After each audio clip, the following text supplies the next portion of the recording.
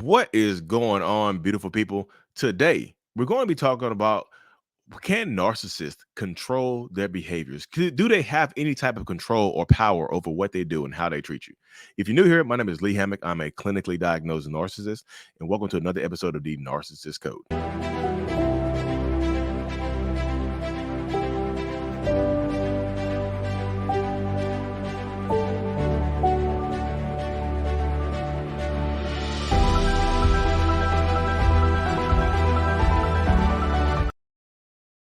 Hey. I told you I love the intro music. Yeah, I love it. I love it. But yes, can narcissistic people control their toxic behaviors? Is it possible for them to control it at all? Or is it just a ploy? Like, is everything that they do out of control? Do they have no power over what they do and how they treat you and whatnot? Before we hop deep into today's episode, y'all, if you have not already, if you don't know, I have written a kids book. Me and my wife tag team on the kids book called Remember It's Not Your Fault. It's available on Amazon to help you talk to your kids. It's a conversation starter about toxic relationship dynamics, having a toxic parent, telling them the truth, body positivity, all the other good stuff, y'all. It's available on Amazon. It's called Remember It's Not Your Fault. But yes, yep. Narcissistic people, can they control it? Is it possible that they have no control? Yeah, it is true that a lot of narcissists could not have control over what they do and how they treat you, right? There are certain things when they have psychotic breaks or when they lose control of their actions and behaviors, they treat you a certain type of way. That could absolutely be true, right? But this is kind of show you that there's proof that some narcissists can absolutely control their behaviors. There's proof of that is the fact that they don't do it in public a lot. That's proof. The proof of the fact that they can control, that they have some type of control, is the fact that not a lot of them don't behave the same way in public that they do in private. That's proof that they do have some type of control over what they do and how they behave. That's proof that they can act a certain type of way in public, can get public people on their side and things like that, right? There's proof that they can absolutely do these behaviors in public, behave in public, but as soon as they get in the car, they lose their damn minds. Soon as they step their stinking asses in that car, or as soon as they get their stinking asses in the house, they want to switch it up and act different, act a fool. They want to act a monkey as soon as they get home. That's proof that they can control it. That there is a form of, they can control it a little bit at least. It is true that some narcissists in the heat of the moment, when they're experiencing an episode of narcissistic rage, that they lose control over everything. When they have narcissistic rage, with a psychotic break, they could lose control of all their behaviors. They could forget what they say. They could forget what they do. There is some truth to that right there. But there's also the truth that they can control it because they don't do it in public. This way, a lot of times when you decide to break up with your narcissistic partner, people are like, "Oh, I thought y'all were perfect.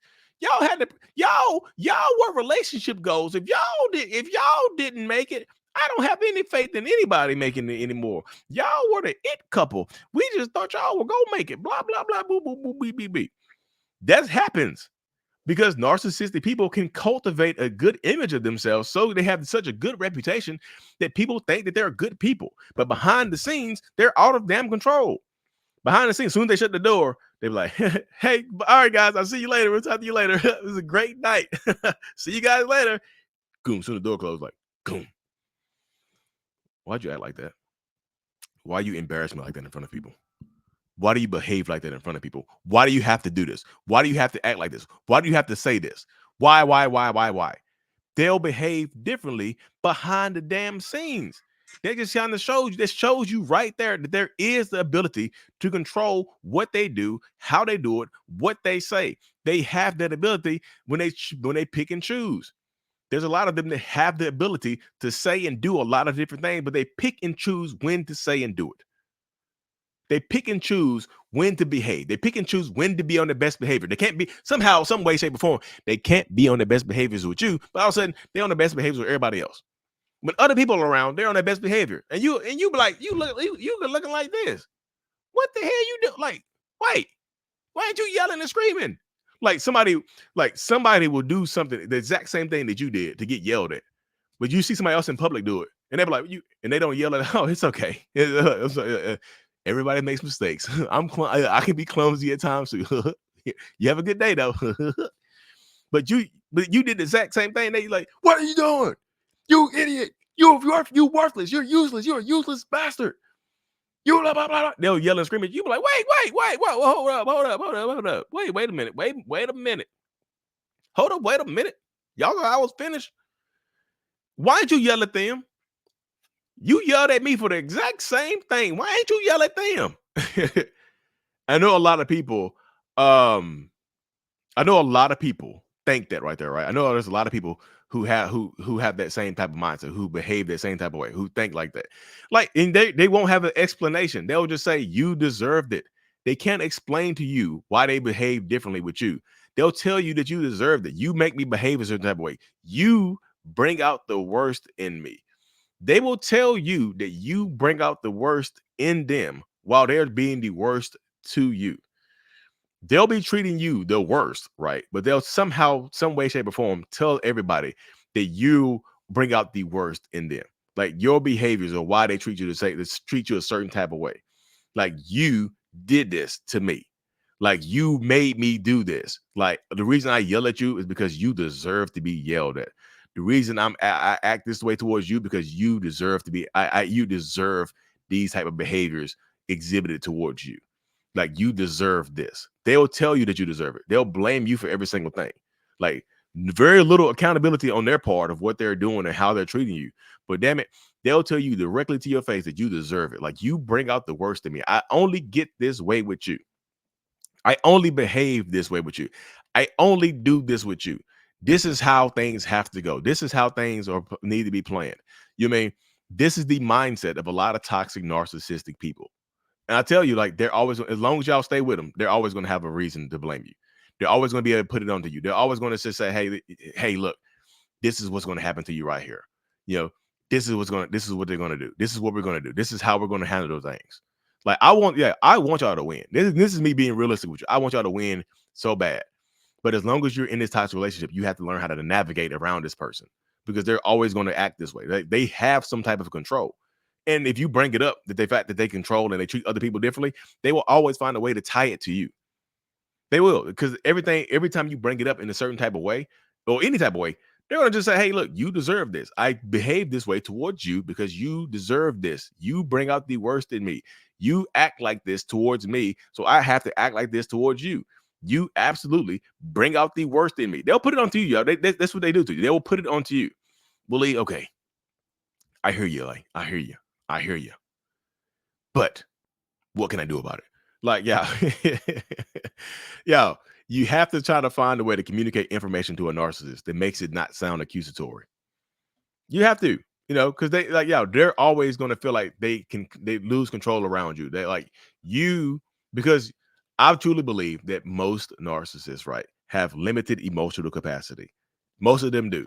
They have very limited emotional capacity. They don't have enough to go around, right? Narcissists can feel emotions, they can experience emotions and things like that. They just don't have enough to go around a lot of times. This is my belief. So you get the least of it. You get the worst of the emotions, but you get the least of the emotions. Like you get the worst part of their emotions. Like you get the anger, you get the rage, you get the bottom of the barrel emotions. Everybody else might get love, affection. Everybody else might get the effort that they put in. But around you, they feel like they don't need to be in control. They feel like they've gotten you to a point that they don't need to have control around you. They have to have control around everybody else because having control around everybody else helps protect their reputation. Having control around everybody else helps protect how they are viewed, helps protect their image and whatnot. But not having it around you, not having it with you, doesn't mean anything to. Doesn't mean much to them. Like I can lose control around you and I can still live the life that I want to live because it's behind closed doors. And because I have such a good reputation out in public, people are not going to believe you. Unless you have some recordings. And sometimes even if you have recordings, people are not going to believe you anyway. Like even if you have recordings, people still might not believe what you experienced. And it sucks. Especially when you have a toxic narcissistic partner and with a good reputation, and they've been actively abusing you. You have footage. You have footage of being yelled at, screamed at, hit, pushed, thrown around, threatened to be unalived, whatever it is. You have evidence, and people don't care. People are like, well, hey, I'll take them. If you don't want them, I'll take them. I'll dance right up in that household. You don't want them, I'll take them. There's some other people out here to make them happy. I'll bend over right in front of them. What? Again, y'all, and this, like I said, they do have the ability to control it somewhat. And they just choose not to, y'all. I'm just telling you, they feel like they don't have to around you because it's going to sound weird. They have this weird level of comfort. Like home is the comfort zone for a lot of narcissists, right? Home is the comfort zone. Then home inside the bubble, I can take the mask off. In public, I have to wear the mask. It's kind of like, it's kind of like what Bane said from Batman, like, I wear the mask. You only started to wear the mask, whatever it is, but they have to have the mask on in public. Home is mask off. I don't have to have this mask on at home. I can be who I want to be. I don't have to be in control. I can let loose. And letting loose a lot of times means letting the abuse flow. And it's horrible to say, they do let the abuse flow. They do let the toxicity flow. They do let it just flow, and it hurts. It sucks. It's so bad. I hate that a lot of people have to experience. I hate that a lot of people have to go through this. I really, really do. It sucks so bad, y'all. But anyways, y'all, thank y'all for tuning into another episode, y'all. If y'all don't know, our very first in-person workshop of the year is in Washington, D.C. on the 14th of September. Washington, D.C. You can find everything at mentalhealness.net/events.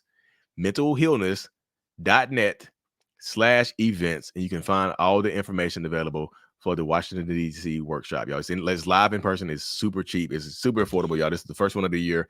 It's a very small, intimate setting. Just check it out, y'all. Make sure you subscribe to the channel if you already haven't. We appreciate everything y'all do. We appreciate you being here as we continue to grow towards that elusive 500K. Thank you so much. As always, Mental Healness is out. Peace. Thank you so much for making it to the end of my video. I am extremely grateful for you. Have no idea. If you haven't already, make sure you go ahead and subscribe to the channel. Helps reach more people. And click on the screen to watch another video or to browse through another playlist. There's also a link on the screen to check out my courses and my support groups to help you heal and understand what you've been through. Thank you so much again. I will see you in the next video. Peace.